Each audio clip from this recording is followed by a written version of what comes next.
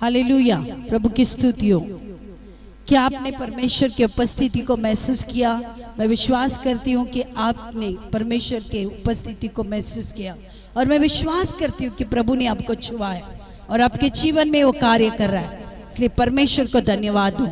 हम वचन सुनने से पहले हम प्रार्थना करें, अपने सर को झुकाकर परमेश्वर से कहे, प्रभु आप हमसे बातें करो। Hallelujah, thank you Jesus. पिता, हम इस समय धन्यवाद करते, हम सिर झुकाकर आपके चरणों में आते। प्रभु आप हमसे बातें करो परमेश्वर। वचन कहता है परमेश्वर, हालेलुया, जैसे इज़राइल लोगों से प्रभु आप परमेश्वर, ओ प्रभु परमेश्वर बादल में आकर, प्रभु आग के खंभे में आकर परमेश्वर आप बातें करता था। प्रभु ओ परमेश्वर आज हमसे बातें कर प्रभु, क्योंकि यीशु मसीह जहाँ वचन कहता है जहाँ पवित्र आत्मा है वह स्वतंत्रता है। परमेश्वर आपका पवित्र आत्मा हमारे बीच में उपस्थित है, इसके लिए हम आपको धन्यवाद देते।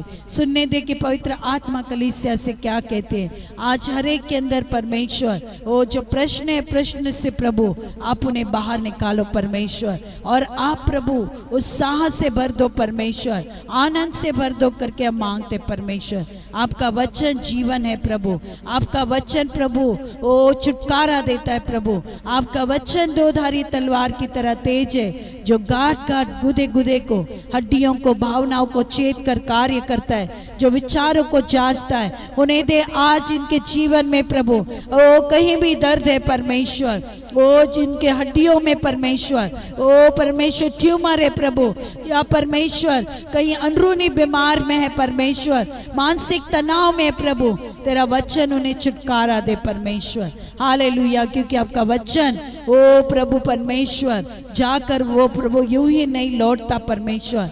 जैसे बारिश परमेश्वर फसल दिए बिना नहीं लौटती, वैसे आपका वचन कार्य किए बिना वापस नहीं लौटेगा, आपकी महिमा किए बिना नहीं लौटेगा परमेश्वर। आपकी महिमा हो जाए करके हम प्रार्थना करते, धन्यवाद देते, हम प्रार्थना करते यीशु नाजरत के नाम से, आमीन। हालेलुया, आमीन। जैसे हम देखते परमेश्वर का वचन कहता है गुलामी होती है, लेकिन गुलामी के बाद स्वतंत्रता भी आती है। हालेलुया, हम धन्यवाद देते। जैसे बाइबल में हम देखते पवित्र शास्त्र में कि यहूदी लोग निर्गमन में हम देखते यहूदी लोग 430 साल बंधुआई में थे। आमीन। हो सकता है आपके जीवन में भी ऐसी बंधुआई आई होगी। हम देखते हैं कोई भी कुछ भी ऐसे कारण ऐसे नहीं है जो पवित्र शास्त्र में नहीं हुआ। आज जो आपके जीवन में हो रहा है वो पवित्र शास्त्र में पहले ही लिखा गया है, पहले ही हो चुका है। इसका मतलब हमारा जवाब पवित्र शास्त्र में है। आमीन। अगर यहूदी लोग, इज़राइल लोग 430 साल बंधुआई में थे, अगर वो लोग शत्रुओं से छुटकारा पा सकते हैं तो हम और आप भी पा सकते हैं। आमीन। क्योंकि परमेश्वर का वचन झूठा नहीं है, परमेश्वर का वचन सत्य है। इसलिए यीशु कहता है मार्ग, सत्य और जीवन मैं ही हूं। यीशु के सिवा कोई सत्य नहीं है। यीशु ही सत्य है, यीशु ही मार्ग है और यीशु ही जीवन है। आमीन। इसलिए यहाँ पर परमेश्वर का वचन हमें क्या करता है? आश्वासन देता है। आमीन।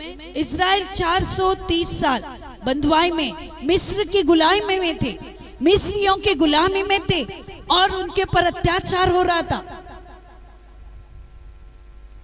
वो थक गए थे मिस्रियों की गुलामी को सहन करके, तकलीफों को सहन करके। जब जरूरत से बाहर परीक्षा होती है ना, सहन से बाहर होता है, तब हम किसको पुकारते? परमेश्वर को पुकारते। इज़राइल लोगों ने भी वही किया। जब थक गए, कोई चारा नहीं है, गुलामी में और भी दबते जा रहे, उस समय उन्होंने किसको पुकारा? आमीन। गुलामी में आमीन उन्होंने परमेश्वर की दुहाई दी और परमेश्वर ने इज़राइल की पुकार को सुना। जब जब हम गुलामी में, जब जब हम तकलीफ में रहते, परमेश्वर का वचन कहता है संकट में तू मुझे पुकार, मैं तुझे उत्तर दूंगा। परमेश्वर ये नहीं बोलता कि तुम मेरे लोग नहीं हो, तूने मुझसे प्रार्थना नहीं की, तूने मुझसे मेरा वचन नहीं पढ़ा, तू मुझे नहीं जानता, तुझे उद्धार नहीं मिला, मैं नहीं सुनूंगा। नहीं, बाइबल में ऐसा कहीं भी नहीं कहा। पवित्र शास्त्र कहता है, यहोवा परमेश्वर कहता है तू मुझे पुकार, मैं तुझे उत्तर दूंगा। संकट में, जब तुम तकलीफ में हो, आज सारा संसार तकलीफ में, संसार तकलीफ में, समस्या में, हर एक व्यक्ति अपने अपने हिसाब से अपने देवताओं को पुकार रहे, लेकिन यीशु मसीह कहता है जो मुझे पुकारेगा संकट में, मैं उसकी सुनूंगा। क्योंकि एक ही आवाज स्वर्ग तक डायरेक्ट जा सकती है, वह है यीशु की आवाज। जो यीशु के नाम से, पिता ने कहा यीशु के नाम से जो भी तुम मांगोगे, जो भी मुझे पुकारेगा यीशु के नाम से, यहोवा परमेश्वर कहता है मैं उसे छुड़ाऊंगा। यहां पर इज़राइल लोगों ने पुकारा और परमेश्वर ने उनकी दुहाई सुनी। सबसे बड़ी बात, पहली बात, इज़राइल परमेश्वर के लोग थे और परमेश्वर का दृष्टि वहां पर थी कि मेरे लोग बंदवाई में हैं, गुलामी में गए। और ये गुलामी होने से पहले उत्पत्ति में हम देखते, जब आदम को बनाने से बाद अब्राहम को बुलाया, तभी भविष्यवाणी हुई थी कि तेरे लोग बंदवाई में जाएंगे। और वो गए, 430 साल हुए। परमेश्वर गुलामी से छुड़ाने के लिए सॉल्यूशन भी निकालता है। जैसे निर्गमन में हम देखते, पानी जब कड़वा था, लोग बुड़बुड़ाने लगे, जंगल में हमें मरने के लिए लाया क्या? तब परमेश्वर ने मूसा को कहा एक पेड़ की लकड़ी उस पानी में डाल दो और वो पानी मीठा हो गया। आमीन। प्रभु की स्तुति हो। सॉल्यूशन उधर ही है। आज भी अगर संसार में ये तकलीफ है, समस्या है, तो परमेश्वर कहता है उसका सॉल्यूशन भी वहीं पर रखा है मैंने। लेकिन सॉल्यूशन कब मिलेगा? कब उसका उत्तर मिलेगा? कब उसका बोलता है ना वो सॉल्यूशन, वो जब परमेश्वर, सच्चे परमेश्वर को पुकारेंगे तभी उसका उत्तर मिलेगा। हम देखेंगे है ना, इज़राइल ने पुकारा और परमेश्वर ने किसको तैयार किया? मूसा को तैयार किया। और परमेश्वर, यहोवा परमेश्वर ऐसे वैसे मदद नहीं करता, वो परमानेंटली मदद करता है, वो पक्की मदद करता है। ऐसे नहीं थोड़ा उठा थोड़ा बैठा, नहीं, वो परमानेंट सॉल्यूशन निकलता है। और परमेश्वर ने मूसा को तैयार किया इज़राइल को छुड़ाने के लिए। आपके बीच में भी, हमारे बीच में, समाज में परमेश्वर ने ऐसे लोगों को छुड़ाने के लिए रखा है, वो है परमेश्वर के लोग। आज परमेश्वर के लोग छुप बैठे, आज अगर वो पुकारेंगे तो हमारे देश की परिस्थिति बदल जाएगी। ये बीमारी नहीं रहेगी, ये वायरस नहीं रहेगा, ये अकाल नहीं रहेगा। परमेश्वर कहते हैं पुकारो। मूसा जैसे लोग वहां पर है, यहां पर है। परमेश्वर ने मूसा को तैयार किया। आज आप धर्मी लोग हैं, परमेश्वर ने आपको चुना है, उद्धार दिया है। वो परमेश्वर आपसे कह रहा है पुकार, मैं तुझे उत्तर दूंगा। आमीन। यहां पर हम देखते निर्गमन का 3:8 में हम देखेंगे क्या लिखा है। देखो, निर्गमन 3:8।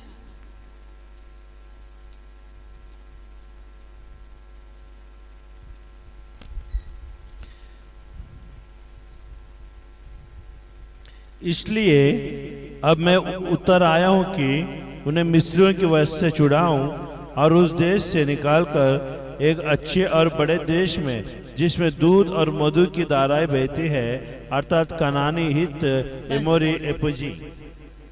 अभी देखो यहाँ पर परमेश्वर क्या कह रहा है, मैंने उनकी पुकार को सुना है, इसलिए मैं आया हूं। क्यों? कि उस देश में, है ना, उन्हें मिस्रियों के वश से छुड़ाऊं और उस देश में निकाल कर कहाँ लेकर जाऊं? एक अच्छे और बड़े देश में। देखो यहाँ पर परमेश्वर कहते हैं अच्छे और बड़े देश में, जिसमें दूध और मधु की धारा बहती है। देखो परमेश्वर यहाँ पर क्यों कह रहा है अच्छे और बड़े देश में? वो उनका देश कौन सा था? इज़राइल। आज भी वो अच्छा और बड़ा देश है जो कोई भी उनका सामना नहीं कर सकता। उस देश में लेकर जाने के लिए परमेश्वर ने कहा मैं आया हूं तुम्हें गुलामी से छुड़ाने के लिए, एक अच्छे और बड़े देश में। परमेश्वर आपके लिए अच्छा चुना है। आप सोचते हो वो नौकरी चली गई, यहां पर कुछ नहीं, सब कुछ खत्म हो गया, लेकिन परमेश्वर कहता है मैं आया हूं तुम्हें अच्छी जगह में लेके जाने के लिए, अच्छे स्थान में रखने के लिए, जहां पर दूध और मधु की नदियां बहती है, जहां पर दूध और मधु है। अभी यहां पर परमेश्वर कितना अच्छा से बता रहा है, मुझे पता है तुमको क्या चाहिए। यहां पर हम सबसे बड़ी बात देखते हैं, है ना, परमेश्वर, है ना, वश में, किसके वश से? मिस्रियों के वश से छुड़ाऊं। परमेश्वर कहता है मैं ये सारी समस्या से तुम्हें छुड़ाने के लिए आया हूं। मैंने दुहाई सुनी है, कितने बार तुमने उपवास किया, कितने बार प्रार्थना किया। परमेश्वर कहता है मैं आया हूं तुम्हें सारे बंधन से छुड़ाने के लिए, ये बीमारी से, इस अकाल से, इस गरीबी से, इस सताव से छुड़ाने के लिए मैं आया हूं। यहां पर इस्राएल लोगों को परमेश्वर आश्वासन दे रहा है मैं तुम्हें निकाल कर एक बड़े देश में लेकर जाऊंगा, बड़ा और अच्छा देश, किधर भी नहीं फेंकेगा। परमेश्वर निकाल कर, इधर से निकाल कर उधर डालेगा, ऐसे नहीं। परमेश्वर कार्य करता है तो परमानेंट करता है। आज इज़राइल आज भी वही जगह में स्थिर है। आमीन। परमेश्वर ने अच्छा जगह चुनकर वो इज़राइल में रखा उनको। आज भी वो लोग मिस्र में से निकले, वो वहां पर है, अस्तित्व में है। ये परमेश्वर का धरोहर है। हालेलुया।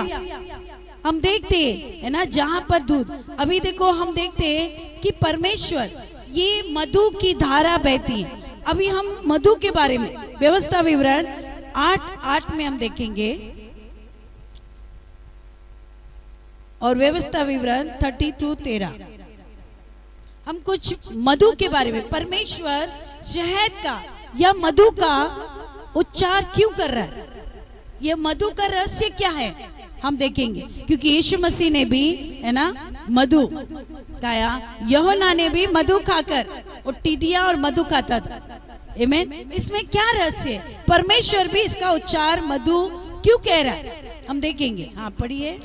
फिर वह गेहूं जो दाखलता, अंजीरों और अनारों का देश है, और तेल वाले जैतून और मधु का भी देश है।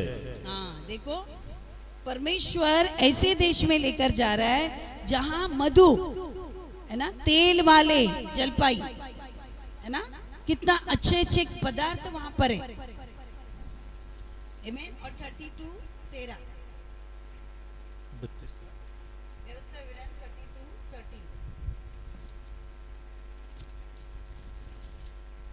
यहोवा ने जो तुमको बलवंत हाथ से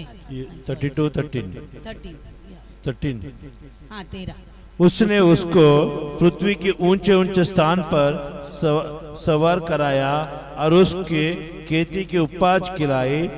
उसने उसे चट्टान में से मधु और चकमक की चट्टान में से तेल चुसाया। देखो, परमेश्वर ने मधु, है ना, चट्टान में से बोलता है तेल चुसाया और मधु खाया, मधु दिया। अभी यहाँ पर परमेश्वर मधु के बारे में क्यों कह रहा है, क्यों पता है? अभी हम देखते हैं वह 8:8 में क्या लिखा था कि फिर वहाँ गेहूं और दाखलताओं, अंजीरों और अनारों का देश है, और तेल वाले जैतून और मधु का भी देश है। जैतून एक अच्छा है ना औषधि, एक ये है पौधा है। और परमेश्वर, इज़राइल लोग यहाँ पर गुलामी में थक गए थे, गुलामी में कमजोर हो गए थे, हताश हो गए थे, उनके पास कोई चारा नहीं था, बीमार में थे। और परमेश्वर ने देखा मेरे लोगों को मैं छुड़ाऊंगा, लेकिन वो चल नहीं पाएंगे, इतने वो कमजोर हो चुके। तो उनको क्या चाहिए? मधु। आमीन। मैं उनको मधु खिलाऊंगा। आमीन। अभी मधु क्या करता है? यहाँ पर हम देखते हैं कि मधु, परमेश्वर हमेशा मधु है ना, शहद के बारे में कहा है कि मैं उसको मधु खिलाऊंगा। क्या है? हम देखेंगे जब लोग मिस्र से निकले तब वे लोग कमजोर, बीमार थे, क्योंकि उनके पर अत्याचार हो रहा था, काम ज्यादा और खाना नहीं मिलता था। और बोलते मिस्र के राजा उनके ऊपर अत्याचार कर रहे थे, वो दुख में थे, पीड़ाओं में पड़े हुए थे। और परमेश्वर ने देखा कि मेरे लोग कमजोर हो गए, बीमार, असहाय, लाचार हुए, जैसे आज भी लोग संसार में हो रहा है। आज संसार में भी वही हो रहा है। लोगों के जीवन में तकलीफ है, बीमार है, लाचार है, असहाय है। लेकिन प्रभु अगर इज़राइल को छुड़ा सकता है तो तुम्हें भी छुड़ाएगा। आमीन। चाहे आप उसका नाम न जानते हो, लेकिन आज अगर उसका शब्द सुनते हो तो अपने हृदय को कठोर मत करो। आज आपके उद्धार का दिन है, आज आपके छुटकारे का दिन है।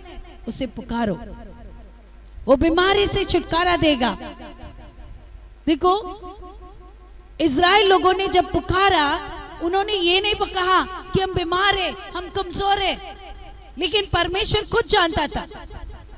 परमेश्वर ने खुद देखा वो लोग कमजोर हुए, वो लोग बीमार में हैं, उनको मुझे शहद देना है, उनको मुझे मधु खिलाना पड़ेगा।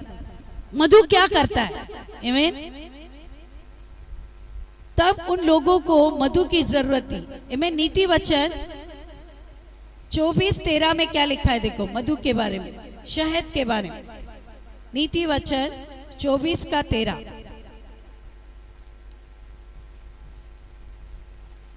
ये मधु के रहस्य को हम थोड़ा देखेंगे कि परमेश्वर बाइबल में बार बार मधु के बारे में क्यों कहा है। हे मेरे पुत्र, तू मधु खा क्योंकि वो अच्छा है, और मधु का छत भी क्योंकि वो तेरे मुंह में मीठा लगेगी। आमीन। अभी क्या लिखा है? हे मेरे पुत्र, तू मधु खा क्योंकि वो अच्छा है, तेरे मुंह में मीठा लगेगा। आमीन। अभी यहाँ पर मधु खा, परमेश्वर का वचन कहते हैं मधु क्यों, है ना, मधु खा क्योंकि तेरे लिए वो अच्छा है। शरीर के लिए शहद बहुत अच्छा है। शहद क्या करता है? मधु क्या करता है आपके शरीर में? आपके शरीर में एक नया ताकत को उत्पन्न करता है।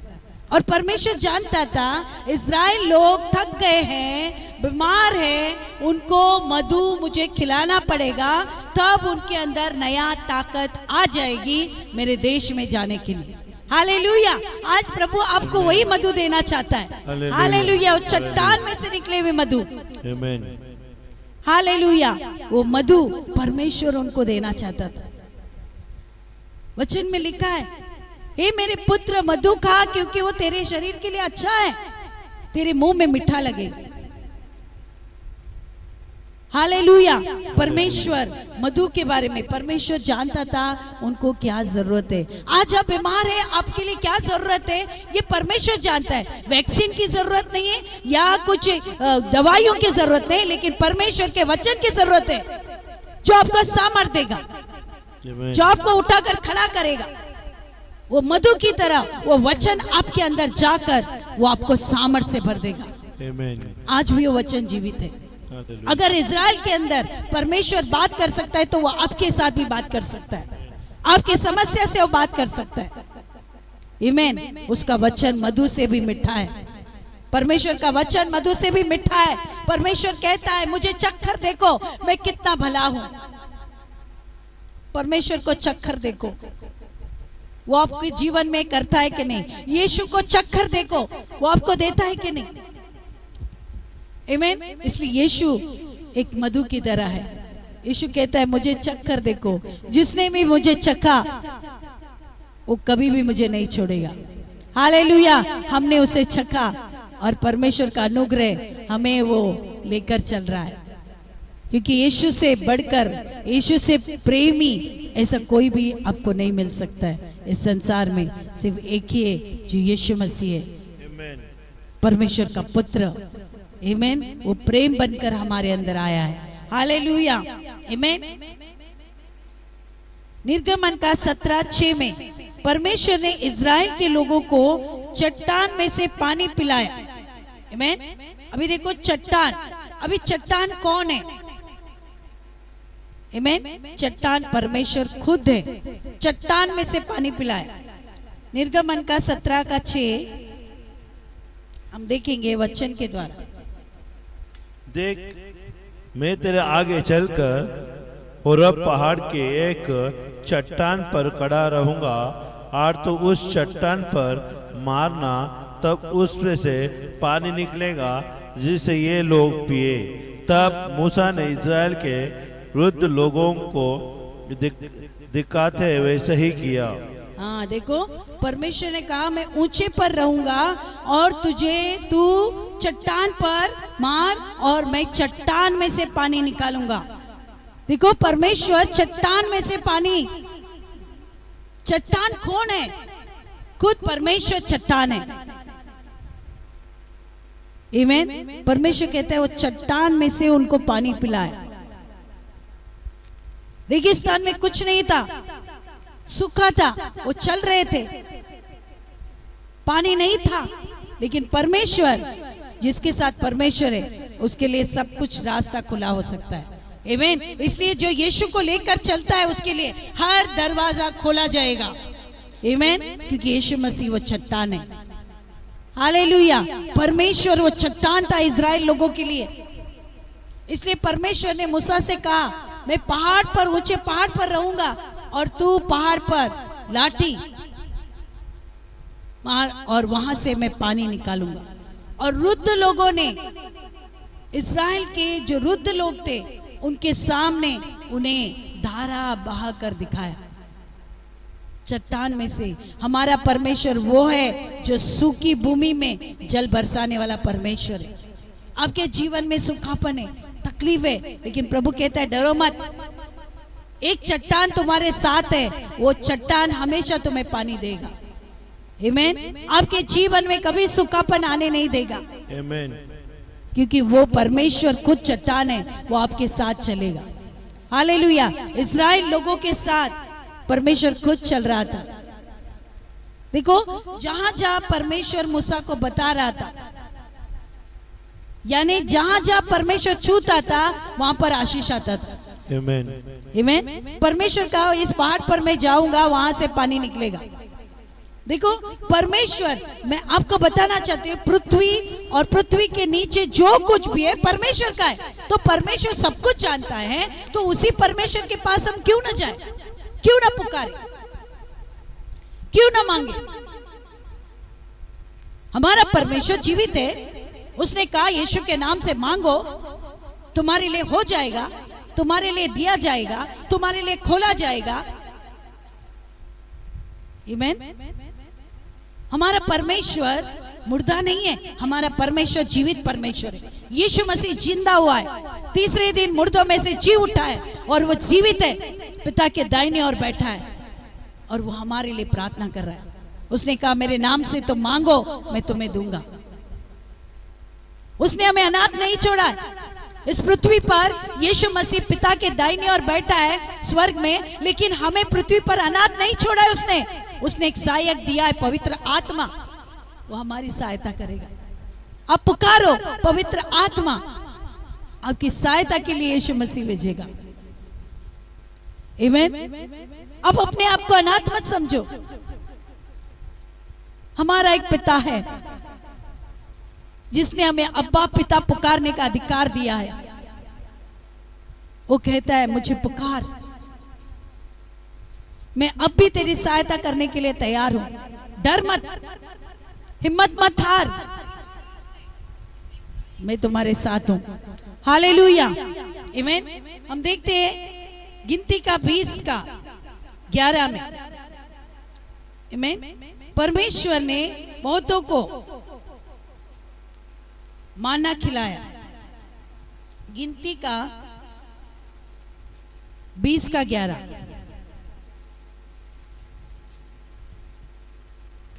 तब मूसा ने हाथ उठाकर लाठी चट्टान पर 2 बार मारी और उसमें से बहुत पानी फूट निकला और मंडली के लोग अपने पशुओं समेत पीने लगे।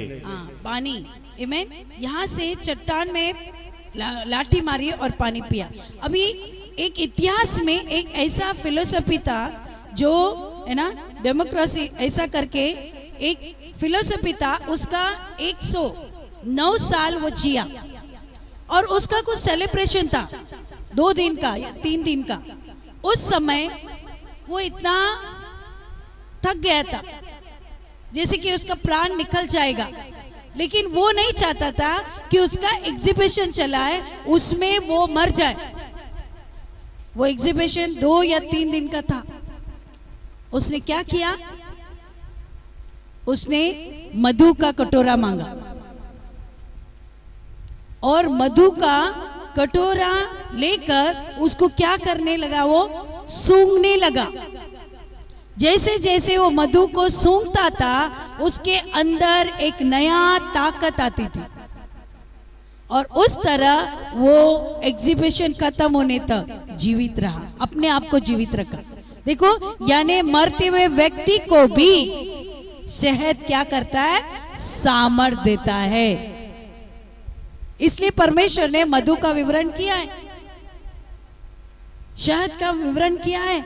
शहद तुम्हारे शरीर में, अगर तुम कमजोर हो तो शरीर में ऊर्जा, वो ताकत पैदा करेगा। वो दवाई नहीं, लेकिन मधु, शहद। इसलिए सैमसन ने भी देखो, जब वो जीत के आया उसको कुछ नहीं मिला, भूख लगी, उसने क्या किया है ना, इसलिए कहा गया है बलवान में से मीठी चीज निकली। वहां पर शेर मरा हुआ था, उसके ऊपर मधुमक्खी ने छत्ता बनाया था और उसने निकाला और उसने खाया। मधु, यीशु मसीह को भी है ना मधु चुसाया गया। यूहन्ना ने भी मधु और टिट्टियां खाई। क्या कोई मधु और टिट्टियों से जीवित रह सकता है? लेकिन यूहन्ना ने किया, परमेश्वर ने उसे वही खाना खिलाया, यीशु को भी वही खाना खिलाया। आमीन। आज परमेश्वर वही बोलते हैं, मधु आपके सालों को बढ़ा सकता है, आपके जीवनों में ताकत दे सकता है, क्योंकि ये परमेश्वर की ओर से, ये परमेश्वर का खाना है। आमीन। मधु, ये शहद परमेश्वर का खाना है, परमेश्वर की ओर से मिला हुआ खाना है। आमीन। उसका कोई भी, आमीन, अभी देखो उसके शरीर में नया ऊर्जा।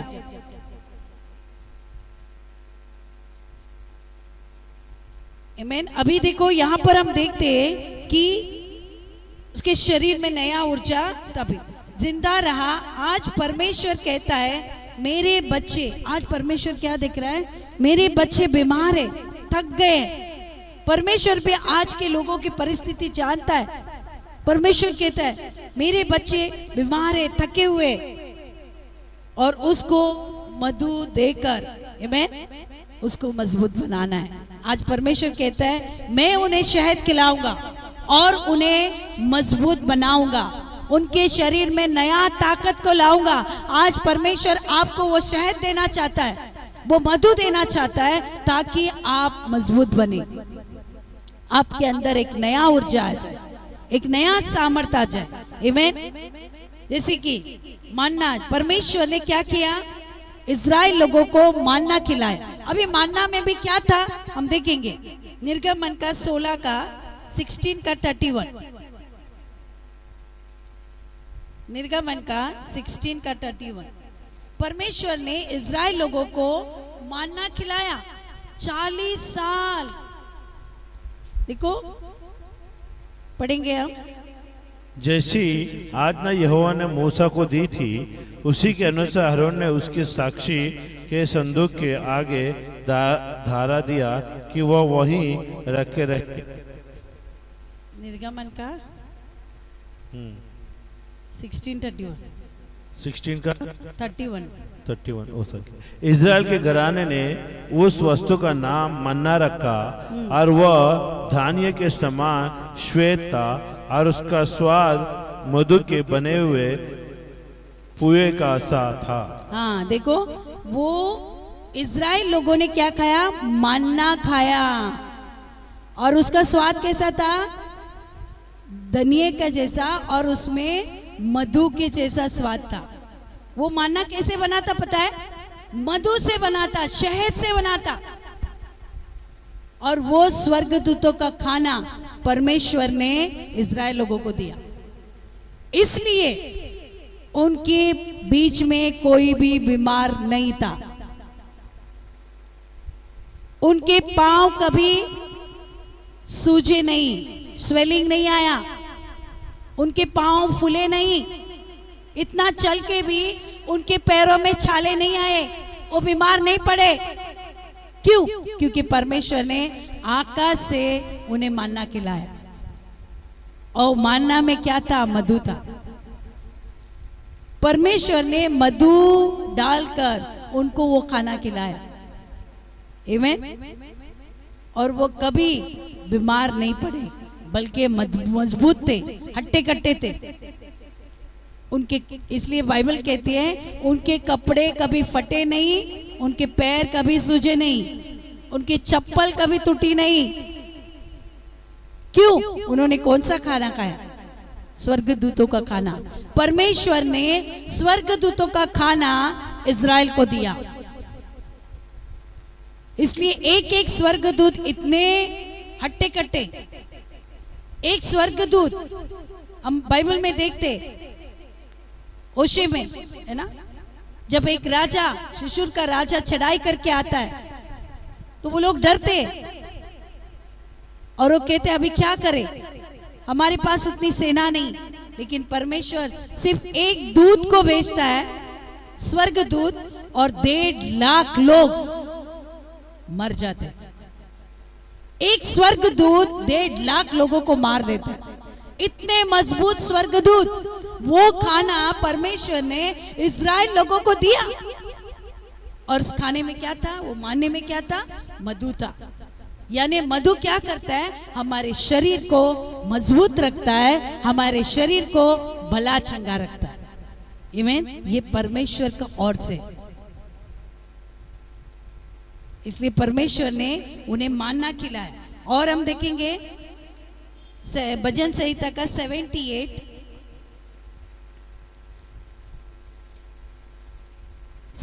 का 25।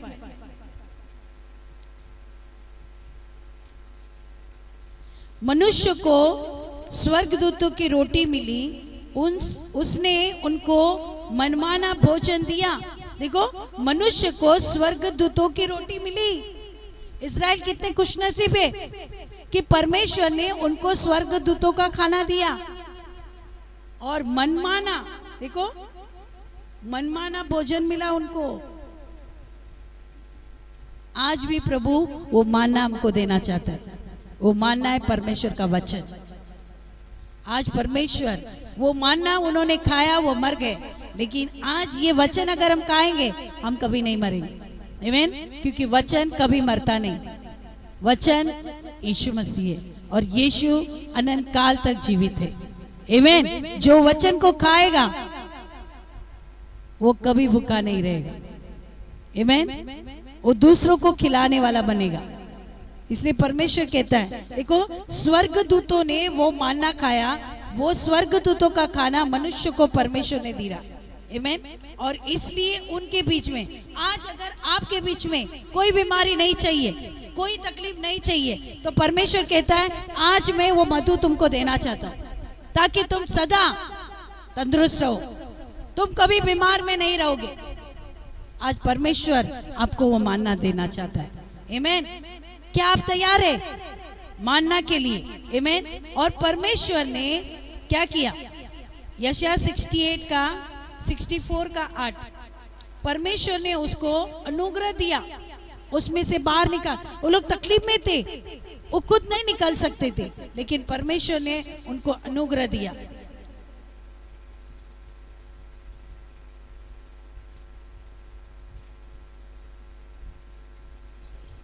(54, 64, 8)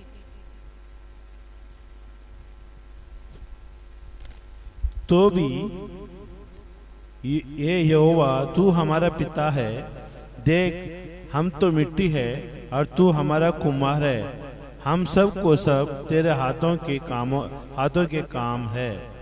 हाँ देखो, फिर भी परमेश्वर कहता है ना, उन्होंने दुआई दी कि तू हमारा कुम्हार है, हम मिट्टी है। परमेश्वर ने देखा 64 का 8, आमेन। तो परमेश्वर ने उनको अनुग्रह दिया, उन्होंने क्या किया, पश्चाताप किया और उन्होंने परमेश्वर से कहा प्रभु तू हमारा कुम्हार है, लेकिन फिर भी तू हमें अनुग्रह देगा, उसमें से हमें बाहर निकालेगा, आमेन। जैसे भजन संहिता 86 है ना, 86 में 15 में क्या लिखा है, परंतु प्रभु तू दयालु और अनुग्रहकारी परमेश्वर है, तू विलंब से क्रोध करने वाला और अति करुणामय है। देखो फिर भी परमेश्वर ने, उन्होंने इतना परमेश्वर के विरुद्ध किया, फिर भी परमेश्वर क्या है, हमारा परमेश्वर क्या है, अनुग्रहकारी और दयालु है। आज आपका परिस्थिति कुछ भी क्यों ना हो, लेकिन परमेश्वर कहता है मेरा अनुग्रह तेरे लिए काफी है। आज तुम्हारा परिस्थिति कैसी भी क्यों ना हो, आज तुम कोई भी बीमारी में क्यों ना हो, लेकिन परमेश्वर कहता है मेरा अनुग्रह उस बीमारी से तुम्हें छुटकारा दे, उस बंधन में से तुम्हें छुड़ाएगा। मेरा अनुग्रह सिर्फ काफी है, क्योंकि परमेश्वर हमारा कौन है, अनुग्रहकारी परमेश्वर है। वो विलंब से क्रोध करने वाला परमेश्वर तुरंत क्रोध नहीं करता, वो बहुत बार इंतजार करता है। और वो क्या है, परमेश्वर अति करुणामय है। परमेश्वर का वैसे दयालु कोई नहीं हो सकता। परमेश्वर अति करुणामय, उसकी करुणा कभी खत्म नहीं होगी, उसकी दया कभी खत्म नहीं होगी, ऐसा परमेश्वर है। तो क्यों ना पर उस परमेश्वर के पास जाए और वो परमेश्वर हमें उसमें से छुड़ाएगा, आमेन, हालेलुया। इसलिए 1 यूहन्ना 4:8 में क्या लिखा है, परमेश्वर प्रेम है। उन्होंने परमेश्वर को नहीं जाना, लेकिन परमेश्वर कहता है मैं प्रेम हूं और मैं तुम्हें उसमें से छुड़ाऊंगा। मैं तुमसे प्रेम करता हूं इस्राएल, मैं तुमसे प्रेम करता हूं, इसलिए मैंने तुम्हारी दुहाई सुनी है और मैं तुम्हें बचाऊंगा। आज परमेश्वर कहता है तुम मेरे लोग हो, आज तुम मुझे पुकार रहे हो, मैं तुमसे प्रेम कर रहा हूं।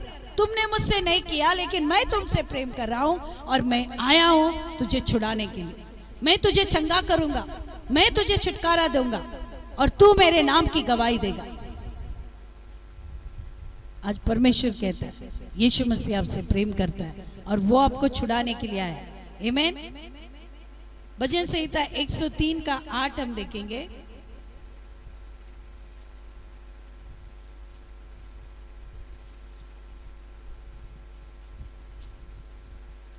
यहोवा दयालु और अनुग्रहकारी, विलंब से क्रोध करने वाला और अति करुणामय परमेश्वर है। देखो हमारा परमेश्वर हर शब्द में लिखा है, हर एक वचन में लिखा है, वो अति करुणामय परमेश्वर है, वो अनुग्रहकारी परमेश्वर है। आज परमेश्वर कहता है मेरा अनुग्रह तेरे लिए काफी है, तो डर मत, मैं तेरे साथ हूं, मेरे अनुग्रह में चल, आमेन, हालेलुया। इसलिए परमेश्वर का वचन उत्पत्ति में है ना 17:1 में क्या लिखा है, उत्पत्ति का 17:1।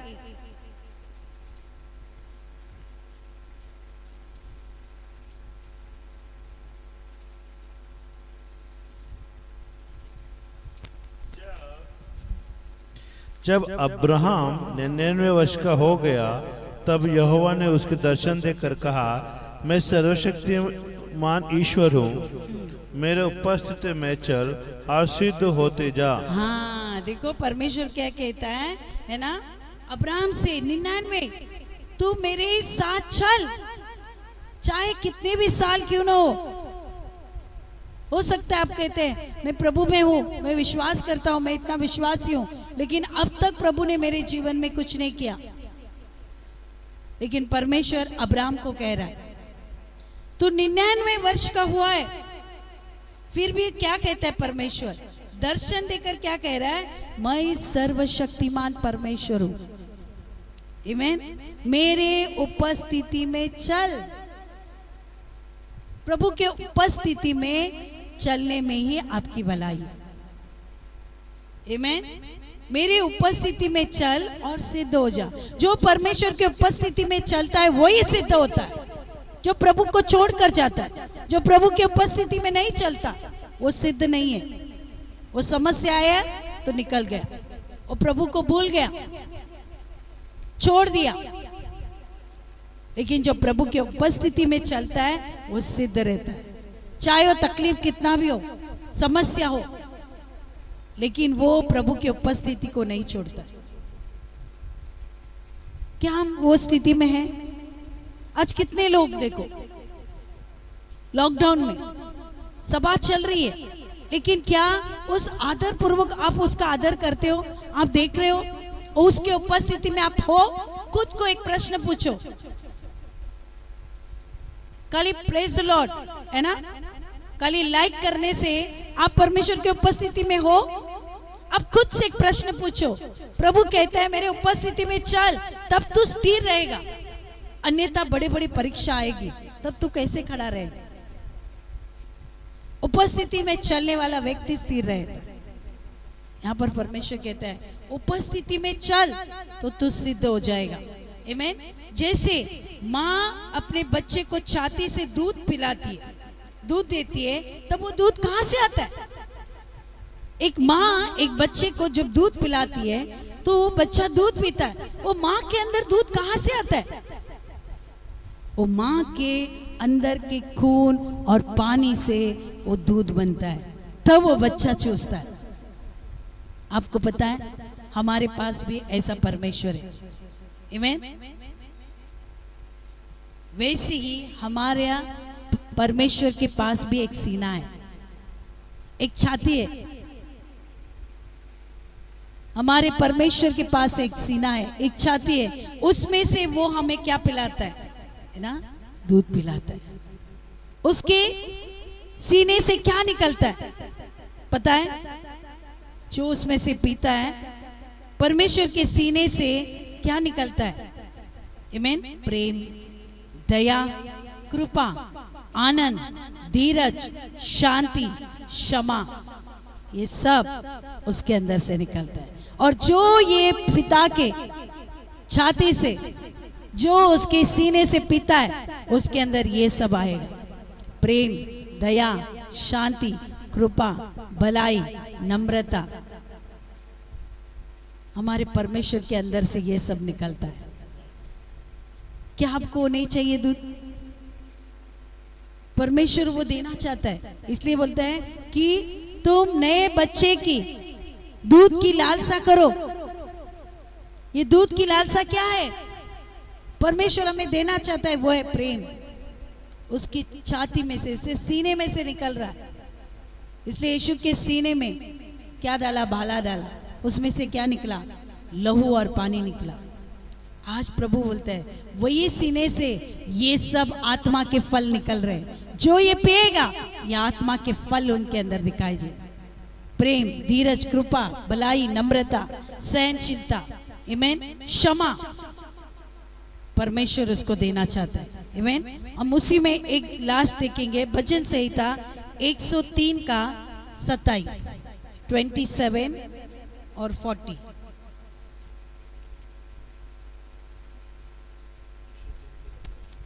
सर 27। 103 का हाँ 127 सॉरी 27 नहीं आमेन 100 सॉरी आमेन। परमेश्वर वही पिलाता है। 2 और 7 कौन लिखेंगे? हे मेरे मन यहोवा को धन्य कर और उसके किसी उपकार को ना भूलना। वही तो तेरे सब अधर्म को क्षमा करता, वही तो तेरे प्राण को नष्ट होने से बचा लेता है और तेरे सिर पर करुणा और दया का मुकुट बांधता है। वही तो तेरी लालसा को उत्तम पदार्थ से तृप्त करता है, जिससे तेरी जवानी उकाब की नाई नई हो जाती है। देखो परमेश्वर हमें वही नए वचन से भर देगा। हे मेरे मन, है ना, यहोवा को धन्य कर। आज हमको परमेश्वर कहते हैं धन्यवाद दो। आज वो मधु से आपको भरना चाहता है। क्या आपको वो मधु चाहिए? परमेश्वर वो आपको मधु देना चाहता है। वो मधु यीशु मसीह कुछ चट्टान है। इवन चट्टान में से मधु को चुसाया। हो सकता है चट्टान में से मधु निकलता है और उसे चूसने को दिया। कितना भला परमेश्वर है। मधु आपके जीवन में एक नया ऊर्जा को उत्पन्न करता है। और मधु क्या है? परमेश्वर का वचन। परमेश्वर का वचन आपके अंदर मधु की नाई ले गए। आमीन। आपके शरीर में सामर्थ्य आएगा, आपके अंदर चंगाई आएगा, आपके अंदर छुटकारा आएगा। आमीन। आज प्रभु आपसे कह रहा है, आमीन, मधु की लालसा करो, शहद की लालसा करो। प्रभु वो देश को वो तुम्हें देना चाहता है। हम प्रार्थना करें कि प्रभु आज मेरे जीवन में कहीं भी कड़वाहट है तो उस कड़वाहट को निकाल। मुझे आज मधु की तरह मीठा बना, क्योंकि वचन में क्या है? हे मेरे पुत्र मधु खा, क्योंकि वो तेरे लिए अच्छा है। आमीन। मधु खाना तुम्हारे शरीर के लिए अच्छा है। वो कड़वाहपन को दूर करता है। आमीन। हम इसमें हिस्सा लेने से पहले हम प्रार्थना करें, हम क्षमा मांगे। परमेश्वर कहीं भी हमने परमेश्वर इसमें हिस्सा लेने से पहले हमने प्रभु तेरे विरुद्ध पाप किया, जैसे इजराइल लोगों ने तेरे विरुद्ध पाप किया और वो बंधुआई में चले गए। और वो बंधुआई उनको 430 साल और बंधुआई में रखा। प्रभु उनके ही प्रभु कुड़कुड़ाने के कारण प्रभु वो लोग 430 साल लगे छुटकारे के लिए। प्रभु हमारे जीवन में ऐसा न हो। प्रभु हम लोग इतना देर न लगाए परमेश्वर, बल्कि हम पश्चाताप होकर आपके चरणों में आते। प्रभु हमें क्षमा कर परमेश्वर, हमारे अंदर से उन सारी बातों को निकाल प्रभु जो तुझे पसंद नहीं। प्रभु हमें उचित रीति से इसमें हिस्सा लेने के लिए मदद कर। जैसे इजराइल लोगों ने आज तुझे पुकारा प्रभु, आज हम तुझे पुकारते प्रभु। आज हमारे देश को तेरी जरूरत है प्रभु, हमारे लोगों को तेरी जरूरत है परमेश्वर। ओ तू मूसा की तरह परमेश्वर ऐसे लोगों को प्रभु यहाँ पर तूने चुना है प्रभु, उनको तू खड़ा कर परमेश्वर, कलीसियाओं को खड़ा कर परमेश्वर, क्योंकि तेरे राज्य के लिए, तेरे लोगों को बचाने के लिए ओ तेरा अनुग्रह प्रभु, ओ तेरे लोगों को बचाने के लिए वो खड़े हो जाए। आत्मिक उन्नति आ जाए प्रभु। ये आपका देह है और आपका लहू है परमेश्वर, जो क्रूस पर आपने बलिदान दिया, वो बलिदान व्यर्थ नहीं जाएगा प्रभु। यही बलिदान परमेश्वर लोगों को चंगाई देगा, छुटकारा देगा, आशीष देगा प्रभु। इस शरीर का महत्व को जानने के लिए लोगों को मदद कर परमेश्वर। जो लोग आज भी प्रभु विश्वासी है लेकिन आज भी वो लोग इसमें हिस्सा नहीं ले रहे प्रभु, परमेश्वर आप उन्हें अनुग्रह दो इसमें हिस्सा लेने के लिए प्रभु। ओ उसके महत्व को जानने के लिए मदद करो, ताकि ये तेरा शरीर और तेरा लहू ही प्रभु हमें संसार में जीवित रख सकता है प्रभु और चंगा रख सकता है परमेश्वर। हम धन्यवाद देते हैं। जाने अनजाने में कोई भी हमसे भूल अपराध हुए हम क्षमा मांगते हैं। इसमें उचित रीति से हिस्सा लेने के लिए मदद कर। जैसे हम इसमें हिस्सा लेते हैं, जितने लोग देख रहे प्रभु वो लोग सारे प्रभु इसमें हिस्सा ले रहे, फिर से ये शरीर एक बन जाए प्रभु, वो फिर से सारी कलीसिया एक बन जाए प्रभु, और तेरे नाम को बड़ाई करे परमेश्वर। धन्यवाद देते यीशु नासरत के नाम से हम प्रार्थना करते हैं, आमीन। Bless you Jesus.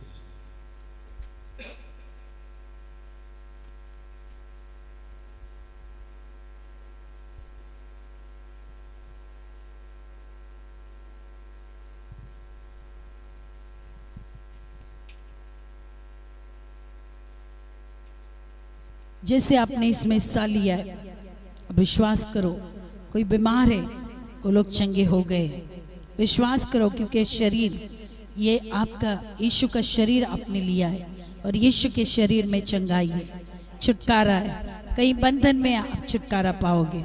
हालेलुया। प्रभु हम धन्यवाद देते परमेश्वर, धन्यवाद परमेश्वर। Hallelujah, hallelujah. कोई बीमार है तो हम आपके लिए प्रार्थना करेंगे। कहीं भी आप बीमार है आपके शरीर के किसी भी हिस्से में, तो आप हाथ रखो, हम आपके लिए प्रार्थना करेंगे। अगर आप डिप्रेशन में हो तो आपके सर पर हाथ रखो, आप डिप्रेशन से बाहर आओगे, वो हर एक मानसिक तनाव से बाहर आओगे, वो परमेश्वर आपको चंगाई देगा, परमेश्वर आपको छुटकारा देगा। इस समय प्रभु मैं प्रार्थना करती हूँ परमेश्वर, वो जितने भी लोग देख रहे परमेश्वर, वो कोई भी उनकी समस्या क्यों ना हो परमेश्वर, कोई बीमार में परमेश्वर, तकलीफ में प्रभु यीशु के नाम से परमेश्वर, हर एक मानसिक बीमारी, हर एक डिप्रेशन पूरी तरह से उनके अंदर से नष्ट हो जाए यीशु के नाम से। हर एक डिप्रेशन में लेकर जाने वाली दुष्ट आत्मा हम तुझे डांटे, उनके ऊपर से छोड़ दो, उन्हें निकल जाओ इसी समय यीशु के नाम, यीशु नासरत के नाम से।